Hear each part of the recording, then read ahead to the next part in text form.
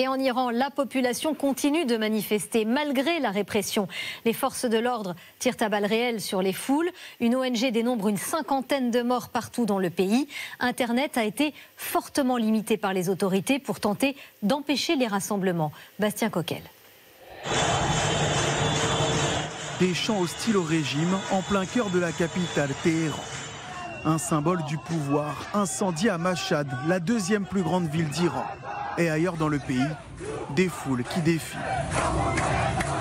Pour la 8e nuit consécutive, les Iraniens ont fait entendre leur colère. Mais la répression s'intensifie. Sur cette vidéo, un homme en uniforme tire à balles réelles. Selon les autorités, 35 personnes sont mortes. Plus de 700 ont été arrêtés.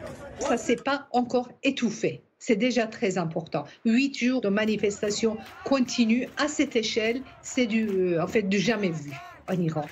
Point de départ de cette semaine de contestation, la mort de Mahsa Amini, après son arrestation par la police des mœurs pour un voile mal porté. La jeune femme de 22 ans aurait succombé à un problème cardiaque, une version officielle contestée par sa famille et les manifestants. Parmi eux, beaucoup de femmes. Certaines vont même jusqu'à enlever leur voile comme signe de protestation, de défiance envers le pouvoir en place. Un vent de révolte souffle sur l'Iran.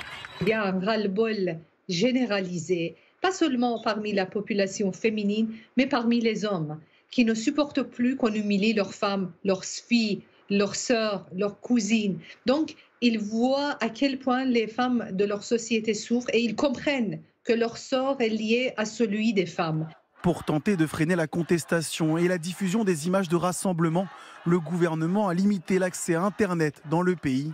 Le président iranien a aussi annoncé l'ouverture d'une enquête sur la mort de Mahsa Amini.